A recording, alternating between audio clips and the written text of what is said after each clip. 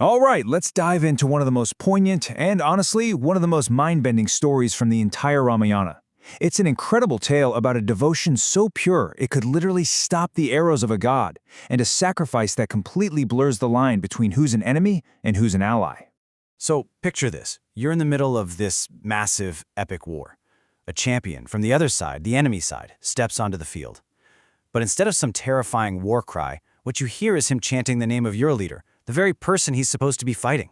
I mean, how is that even possible? Okay, so to really get this, we need to set the scene.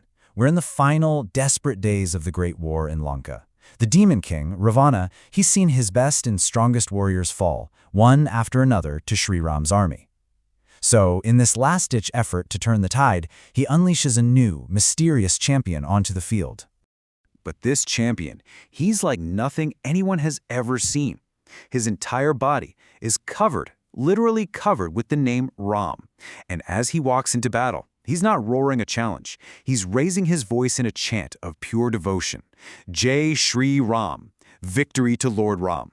You can just imagine the confusion, right? On both sides. He looks and sounds like Rama's #1 fan, but he's standing with the enemy. So who was this guy? Was he some kind of spy, a master of deception, trying to play mind games, or was something else going on entirely? Well, the answer is way more complex, and frankly, more tragic than anyone on that battlefield could have possibly guessed. His name was Tarani Sen. And here's the twist that just makes the story so heartbreaking. He was the son of Vibhishana. Yeah, the very same Vibhishana who had abandoned his brother Ravana to join Sri Ram. So this wasn't just a battle between armies anymore.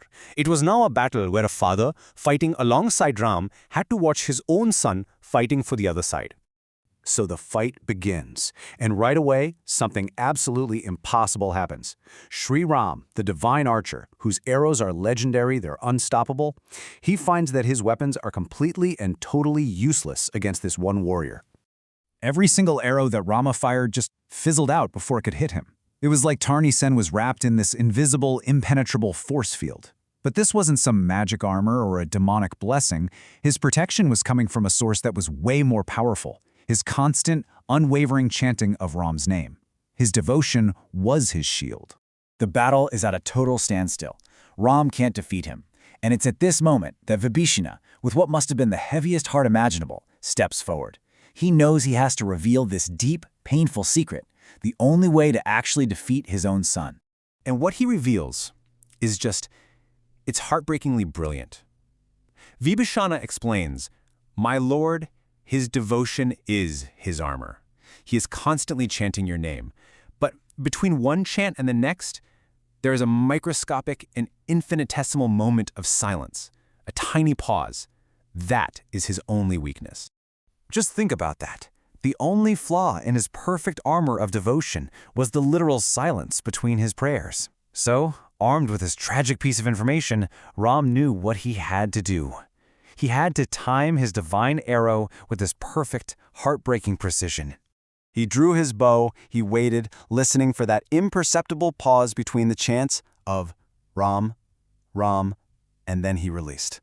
The arrow flew true and it found its mark in that one single moment of vulnerability. Tarani Sen fell.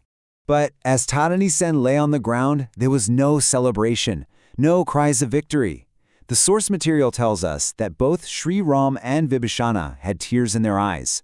Because in that moment, they understood a profound truth.